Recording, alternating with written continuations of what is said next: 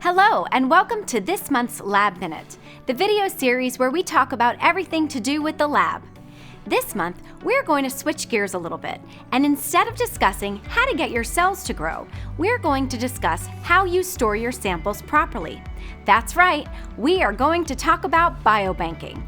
Many of the first pioneers in the biobanking of samples had to learn the hard way what it means to have chosen inappropriate storage temperatures, containers, or equipment with the unfortunate loss of their samples. We are here to keep that from happening to you.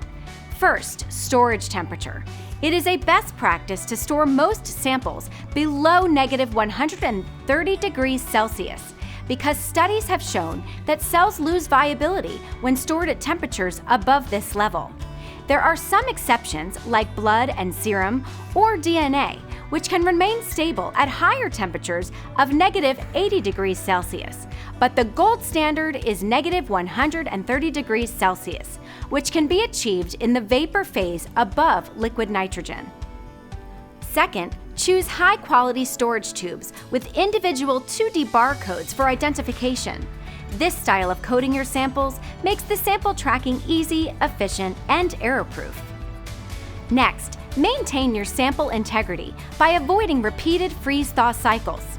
You may achieve this by freezing down multiple small portions of a primary sample instead of freezing one large sample. Finally, you will want to minimize the time between sample acquisition and freezing. The faster you can process your samples, the better.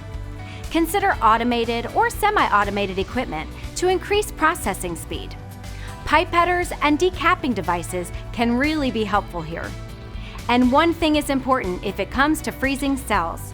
To maximize cell viability, you need to make sure that you use an appropriate freezing medium, like 10 to 20% DMSO, and that you freeze at a cooling rate of -1 Kelvin per minute. That's a lot about biobanking, but when you have perfectly preserved samples, your experiments will give you a much more producible result. Thanks for watching.